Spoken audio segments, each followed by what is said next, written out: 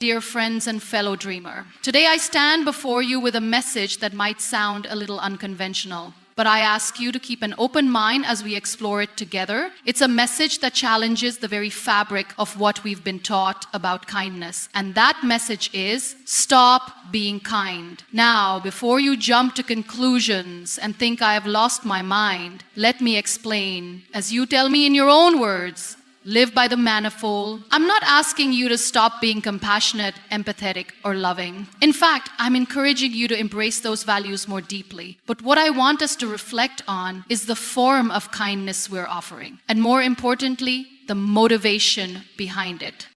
We live in a world where kindness is often seen as a badge of honor. We're told that if we are kind, we will be loved, admired, and respected. We do kind things to get praise, to look good in the eyes of others, or perhaps to prove to ourselves that we are good people. But in all this, we forget one important thing. Kindness should never be transactional. Too often, we hide our true needs behind the veil of kindness. The fear of being wrong is the common denominator in our sadness, insecurity, and frustration. We give and give all the while expecting something in return, whether it's validation, recognition, or even control. When kindness becomes a currency we trade, it loses its purity. We start giving with an agenda, and the recipient can feel it. Kindness should be a gift, not a transaction. So I'm asking you, stop being kind for the sake of others' approval. Stop being kind to fit into a mold or to check off a box of societal expectations. Instead, I want you to start being kind because it feels true to who you are. Because kindness, when it comes from a place of authenticity, can change the world. But we must first start by honoring ourselves in the process. Kindness is not about pleasing everyone around you or stretching yourself thin to make others happy. It is about knowing your limits, setting boundaries, and choosing to be kind to yourself first. You cannot pour from an empty cup. If you are constantly giving away your energy and compassion without replenishing your own, you will eventually burn out. Stop being kind when it means sacrificing your peace for someone else's comfort. Stop being kind if it means silencing your voice, diminishing your worth, or compromising your integrity. Kindness should never make you lose yourself in the process. And here's the truth. There will be people who will not appreciate your kindness. There will be people who take your goodness for granted or, worse, exploit it. But remember, kindness is not for them. It is for you. You don't need validation from the world. You don't need applause for every small gesture. Real kindness comes from the place within you that knows you are enough, just as you are. So stop being kind for approval. Stop being kind because you think you must. Be kind because your soul has space for it, because you understand that kindness, when rooted in authenticity and self-respect, becomes the very thing that transforms you and the world around you. Let us stop offering kindness as a way to manipulate or control. Let us stop offering kindness to simply fit into a narrative of perfection. And let us instead offer kindness in its purest form, from a heart that is whole, a heart that knows its worth, and a heart that gives freely without expectations. Kindness is often seen as a virtue, something to be aspired to in both our personal and professional lives. It is regarded as one of the fundamental traits that make us human. We are taught from an early age to be kind to others, to share, help, and show empathy. However, there is an underlying complexity to kindness that we often overlook. The true essence of kindness lies not in the act itself, but in the intention behind it. And if we are not careful, kindness can easily become transactional, a mere tool to gain something in return. It is this transactional nature of kindness that we need to reflect upon. When kindness becomes transactional, it shifts from a genuine expression of goodwill to something that is calculated. It becomes a method of seeking validation, approval, or even control. This is when kindness loses its purity. Instead of being a selfless act of giving, it becomes a trade. We offer kindness, expecting something in return, whether it's praise, gratitude, or even a sense of superiority. We start to use kindness as a means to achieve our own personal goals, and in doing so, we reduce the beautiful essence of kindness to a strategy, a way of navigating the world to our benefit. We are often conditioned to believe that kindness is a tool to gain favor in the eyes of others. From a young age, we are told that being kind will make us liked and accepted. It's as if kindness is a commodity that, when offered, guarantees us something in return. And while it is true that kindness can foster connections and build relationships, it is important to ask ourselves whether we are being kind because we genuinely want to help or because we are seeking something in return. When we give kindness with an agenda, we are not truly giving, we are merely performing an act for personal gain. This transactional approach to kindness can manifest in many ways. For example, we may offer help to someone, but in our minds we are hoping for their gratitude, for them to recognize our generosity, or for them to owe us something in the future. We may listen to someone's problems not because we want to empathize, but because we want to feel good about ourselves or be seen as the good person. We may offer kindness to someone in a position of power, hoping it will lead to a favor or benefit down the line. In these cases, the kindness is not genuine. It is motivated by the desire for a return on the investment we've made in someone's life. When kindness becomes transactional, it loses its authenticity. Authentic kindness is not concerned with what we get in return. It is motivated solely by a desire to help, to ease suffering, or to bring joy to someone else. It is driven by empathy, compassion, and a sense of shared humanity. It does not expect anything back, and it does not seek validation. The act of kindness itself is enough. It is pure and untainted by self-interest. In contrast, transactional kindness comes with strings attached. It is not about making the world a better place. It is about making ourselves feel good, look good, or gain something in return. The problem with transactional kindness is that it is not sustainable. When we give kindness with the expectation of receiving something in return, we create an imbalance. We become resentful when our expectations are not met, and this resentment taints the kindness we have offered. It becomes a burden rather than a joy. We start to feel used, and our kindness feels like a sacrifice rather than a gift. The more we expect from others, the more disappointed we become when our needs are not fulfilled. This leads to burnout, frustration, and even cynicism. We may begin to question the point of being kind at all if it doesn't come with the rewards we anticipate. This cycle of giving and expecting can also affect our relationships. When we are kind with an agenda, the people we are being kind to can feel it. They may sense that we are not being genuine in our actions, and this can erode trust. People can sense when kindness is being offered for personal gain. It becomes transactional on both sides. The person receiving the kindness feels obligated to reciprocate, and the person offering it feels resentful when they do not receive the expected return. Over time, this dynamic can create a sense of imbalance, where relationships are based not on mutual respect and love, but on a tit-for-tat exchange. Moreover, when we approach kindness as a transaction, we lose sight of the true power of kindness. Kindness is transformative. It has the ability to heal, to build bridges, to create connections, and to bring light into dark places. But this transformation only happens when kindness is offered freely, without expectation. When we give kindness expecting something in return, we limit its power. We reduce kindness to a mere exchange, a transaction, rather than a force for good in the world. In order to reclaim the true essence of kindness, we must be willing to examine our motivations. Are we being kind because we genuinely care about others? Or are we doing it to gain something for ourselves? Are we offering kindness because we believe in the goodness of humanity? Or are we doing it to fill a void within ourselves? When we give kindness, it should be because it aligns with our values and reflects who we are as people. It should be an expression of our humanity, not a way to manipulate others or gain something in return. Authentic kindness does not require recognition. It does not need to be applauded or validated. It is enough for the person offering it to know that they have made a positive difference in someone else's life. There is no expectation of repayment, no demand for acknowledgement. The joy of kindness comes from the act itself, not from what we receive in return. When we give kindness without strings attached, we open ourselves up to the possibility of deep, meaningful connections with others. So we show up in the world not as people seeking something from others, but as people who are willing to give of themselves freely and without reservation. True kindness is also about understanding our own worth. It is not about giving away everything we have in order to prove that we are good people. It is about recognizing that we are enough just as we are, and that we do not need external validation to feel valuable. When we are kind from a place of self-respect, we are not doing it to fill a gap or compensate for our insecurities. We are doing it because we have an abundance of love, compassion, and empathy to share with others. We give because we can, not because we need something in return.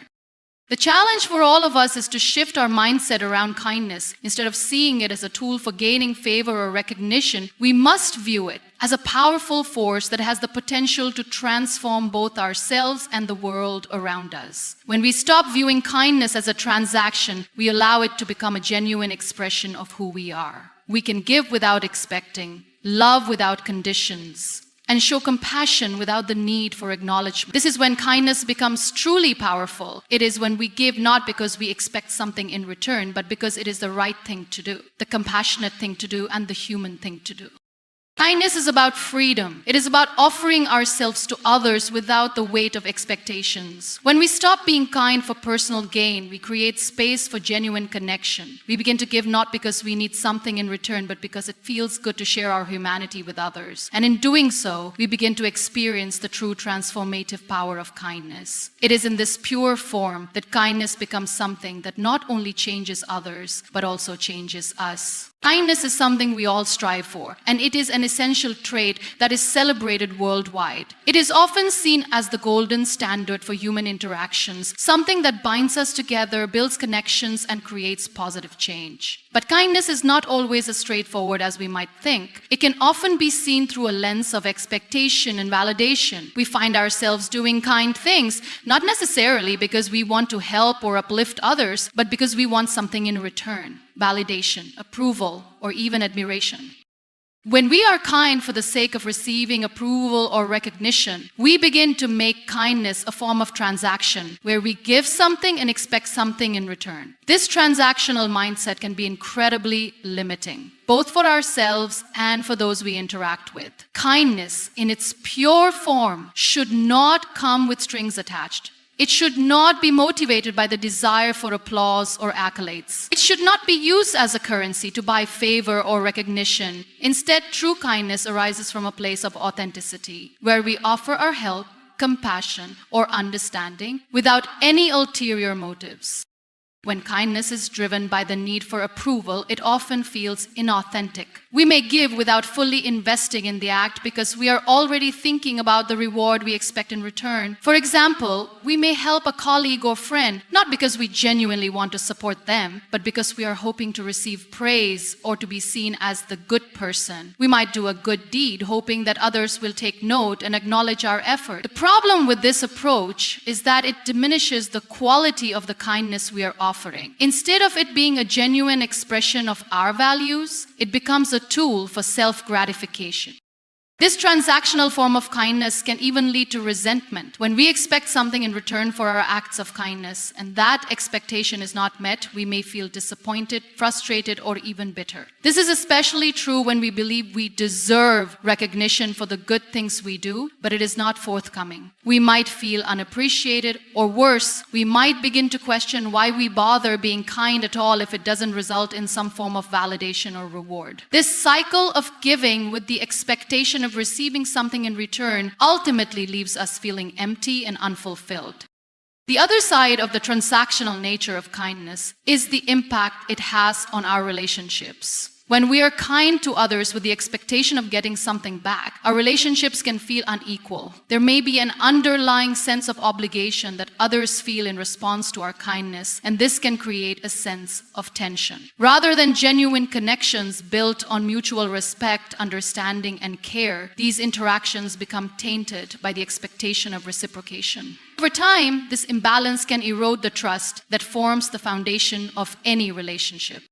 Additionally, when we rely on kindness to gain approval, we can begin to lose sight of why we are truly being kind in the first place. Kindness should never be used as a means to manipulate others or to create an image of ourselves that we think will make others like us. If our kindness is born out of a desire to be seen as a good person, we lose the authenticity that makes our actions meaningful. People can sense when our kindness is motivated by personal gain, and they may begin to feel as though we are not being sincere. Genuine kindness, on the other hand, is selfless and honest. It arises naturally from a place of compassion without any expectation of reward. The need for approval also limits the scope of kindness. When we are only kind to those who we think will reciprocate or acknowledge our efforts, we create an environment where kindness becomes conditional. We may hesitate to help someone who cannot give us anything in return, or to offer support to those who are not in a position to validate our actions. This selective kindness diminishes its power and potential. True kindness is unconditional. It is not dependent on the person receiving it, nor is it contingent on the response we get. It is an act of generosity, a gift given freely without any expectation of receiving something in return. True kindness is liberating because it allows us to step outside of ourselves and focus on others. When we give without expecting anything in return, we free ourselves from the shackles of validation seeking. We offer our kindness simply because it feels right, because we want to make the world a better place, or because we want to help someone in need. This kind of kindness strengthens relationships, fosters trust, and builds deeper connections because it is genuine, untainted by selfish motivations. It is about creating an environment where people can feel safe, supported, and valued without the pressure of having to reciprocate. Furthermore, kindness that is not rooted in the desire for approval enables us to give more freely and more often. When we release the need for validation, we can offer our support, empathy, and care to others without holding back. We no longer limit ourselves to only those who can give us something in return, and we start to see the beauty in acts of kindness that are small, quiet, and unnoticed by the world. These moments are often the most powerful because they come from a place of true generosity with no agenda behind them. A word that often places so much emphasis on recognition, achievements, and validation, it can be difficult to separate kindness from the desire for approval. But in doing so, we rediscover the true power of kindness. When we give with a pure heart, without any expectation of acknowledgement, we open ourselves up to a more authentic experience of life. We engage with others on a deeper level, not as people looking to gain something, but as human beings who understand the value of connection, compassion, and mutual respect.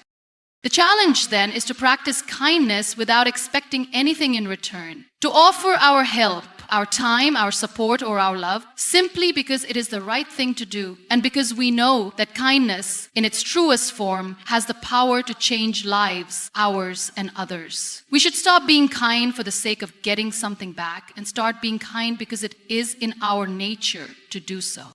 Self-kindness is a concept that is often overlooked in our pursuit of kindness toward others. We are frequently taught to be kind, compassionate, and considerate toward others. Yet we often forget to extend these same qualities to ourselves. It is as if we have been conditioned to believe that self-compassion is selfish or indulgent. We prioritize the well-being of those around us, sometimes at the expense of our own needs, desires, and mental health. But the truth is, we cannot genuinely be kind to others if we do not first practice kindness toward ourselves. Self-kindness is not only important for our personal growth and happiness, but it is also essential for our ability to show up fully for others.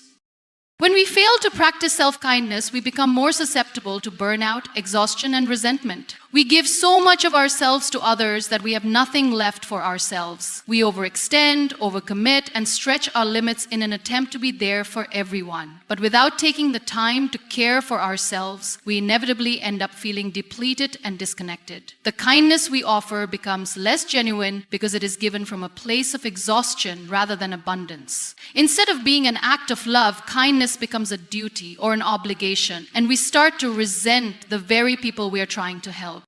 The first step in practicing self-kindness is recognizing that we are worthy of care and attention. It's easy to think that we should always put others first and that our needs are secondary, but this mentality is ultimately unsustainable. It is essential to acknowledge that we too deserve love, support, and understanding. We cannot pour from an empty cup, and if we do not prioritize our own well-being, we will have nothing left to give to others. Self-kindness is about recognizing our own humanity and treating ourselves with the same compassion and understanding that we extend to others. It means giving ourselves permission to rest, to say no, and to set boundaries without feeling guilty. One of the most important aspects of self-kindness is self-acceptance. We often hold ourselves to impossibly high standards, believing that we must always be perfect, productive, and successful. We judge ourselves harshly for our mistakes, shortcomings, and perceived failures. But self-kindness requires us to let go of the need for perfection. It means accepting ourselves as we are, flaws and all, and being gentle with ourselves when we fall short. We must learn to speak to ourselves with the same care and encouragement that we would offer a friend. Instead of berating ourselves for not being perfect, we can acknowledge our efforts and celebrate our progress, no matter how small. Self-kindness also involves making time for activities that nourish and replenish us. It's easy to get caught up in the busyness of life and forget to take care of our own needs. We might feel like we don't have time for self-care or that it's a luxury we can't afford. But self-kindness means recognizing that taking care of ourselves is not selfish. It is necessary. Whether it's taking a walk in nature, reading a book, meditating, or simply sitting quietly for a few moments, these small acts of self-care are essential for maintaining our mental, emotional, and physical well-being. By making time for ourselves, we replenish our energy and restore our sense of balance. We become more resilient, better able to cope with life's challenges, and more present for those around us. Setting boundaries is another crucial aspect of self-kindness. Many of us struggle to say no or to establish limits, especially when it comes to the needs of others. We might feel guilty or fear disappointing people if we decline requests for help or assistance. However, setting healthy boundaries is an act of self-respect and self-care. It is about recognizing that we cannot do everything for everyone and that our time and energy are finite resources. By setting boundaries, we protect ourselves from burnout and ensure that we are able to show up in a meaningful way when it matters most. Saying no is not a rejection of others. It is a way of honoring our own needs and taking care of ourselves. Another important aspect of self-kindness is forgiveness. We are often our own harshest critics, and we may hold on to guilt or regret for things we've done or failed to do. Self-kindness requires us to let go of these feelings of self-blame and to forgive ourselves for our mistakes. We must recognize that we are human, and like everyone else, we are imperfect. Holding on to guilt or shame only serves to weigh us down and prevent us from moving forward. When we forgive ourselves, we free ourselves from the burden of past mistakes and allow ourselves to grow and evolve. Self-forgiveness is an act of grace that enables us to embrace our humanity and move forward with compassion. Practicing self-kindness is also about cultivating a positive inner dialogue. Many of us engage in negative self-talk, focusing on our flaws, weaknesses, and perceived failures. We may tell ourselves that we are not good enough, not smart enough, or not worthy of love and success. This kind of thinking can be incredibly damaging and can erode our self-esteem over time. Self-kindness involves changing the way we speak to ourselves. Instead of focusing on our shortcomings, we can choose to affirm our strengths and celebrate our achievements. We can remind ourselves that we are deserving of love, success, and happiness, just as we are. By shifting our inner dialogue, we create a more supportive and nurturing environment for ourselves, which allows us to flourish and grow. Self-careness is about recognizing that we are valuable, deserving of care, and worthy of love. It is about treating ourselves with the same respect, compassion, and understanding that we offer to others. Kindness should never come at the expense of our peace or our integrity. In a world that often values selflessness to an extreme, it's easy to fall into the trap of giving so much of ourselves that we forget to protect our own inner harmony. While kindness is an admirable quality, it is crucial to understand that true true kindness should not require us to sacrifice our peace, our mental health, or our personal values. Too often we think that being kind means putting others' needs first at all costs, sometimes even at the cost of our own well-being. But this kind of unbalanced kindness can lead to burnout, resentment, and a loss of self-respect. It's important to recognize that kindness does not require us to lose ourselves in the process of helping others. The act of being kind should never make us feel exhausted, overwhelmed, or undervalued. If we are constantly giving of ourselves without taking the time to replenish our energy or establish healthy boundaries, we are not practicing kindness. We are practicing self-sacrifice. And self-sacrifice, while it may seem noble, can ultimately be damaging. It is possible to help others and still protect our own peace. In fact, true kindness often involves saying no when we need to, stepping back when we feel drained, and recognizing when we have reached our limits.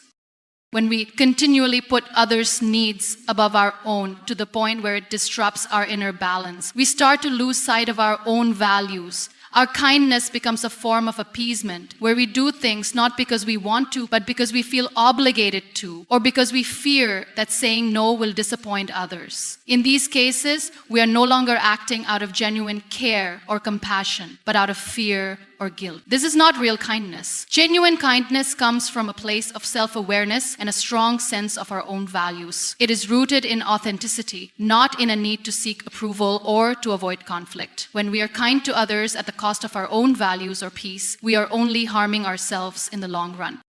The challenge lies in finding balance, knowing when to extend kindness and when to protect our peace. It's not always easy, especially in relationships where there is a deep desire to please others.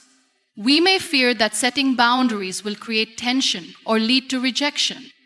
But true kindness is not about constant self-sacrifice. It's about finding ways to help others while maintaining our own well-being. When we learn to set healthy boundaries and prioritize our own peace, we become more effective in our kindness. We are able to give from a place of abundance, not from a place of depletion. When we are at peace with ourselves, we are more capable of being present and offering genuine kindness to others. But if we allow others' needs to constantly overshadow our own, we risk losing the ability to truly connect. In order to be kind, we must first be kind to ourselves by respecting our own needs, protecting our emotional and mental health, and ensuring that we are not giving more than we can afford. Only then can we offer kindness without resentment or frustration. Being kind at the expense of our peace can also lead to compromised integrity. Integrity is about being true to who we are, and when we overextend ourselves or compromise our values just to please others, we begin to lose touch with what truly matters to us. We may start saying yes to things we don't agree with, helping people in ways that don't align with our principles, or going along with things just to avoid conflict. This kind of behavior erodes our sense of self and can leave us feeling disconnected from our true purpose. True kindness is aligned with our values and helps us grow, both individually and as part of a community. It doesn't require us to abandon what we believe in or to act in ways that don't feel authentic. In situations where our peace and integrity are at risk, kindness must be tempered with wisdom. It's essential to take a step back and reflect on what we are willing to give and what we are not. In moments of conflict or pressure, we must ask ourselves, is this act of kindness aligned with my values? Is this a genuine expression of my care, or is it driven by a desire to avoid discomfort or conflict? When we approach kindness with mindfulness, we ensure that we are giving in a way that doesn't compromise who we are or our emotional well-being. We are able to offer our kindness in a manner that is both generous and respectful of our own needs. At times, kindness may require us to make difficult decisions. It may require us to say no to someone in need or to step away from a situation that feels unhealthy. This may feel uncomfortable, especially if we have been conditioned to always say yes or to put others first. But true kindness involves knowing when to say no, knowing when to step back, and knowing when to protect our own peace. Saying no doesn't make us unkind. It makes us responsible stewards of our own well-being. In fact, by setting boundaries and protecting our peace, we can show up more fully for others in the future, offering the best version of ourselves. Protecting our peace doesn't mean being unkind or cold. It means being discerning. It means knowing that we cannot help everyone all the time, and that sometimes the most compassionate thing we can do for others is to give ourselves space to recharge and heal. It is not a rejection of others, but an acknowledgement of our own limitations. By respecting our own boundaries, we create healthier, more sustainable relationships based on mutual respect, not on one-sided sacrifice. The truth is, kindness should never come at the cost of our integrity or peace. Genuine kindness is rooted in self-awareness, self-respect, and balance. It is an expression of love and compassion, but it does not come with strings attached or a price tag or personal sacrifice. True kindness honors both ourselves and others, allowing us to give freely without losing our sense of self or peace. By practicing kindness in a way that honors our own well-being, we are able to offer our best selves to the world and create relationships that are built on trust, mutual respect, and genuine care.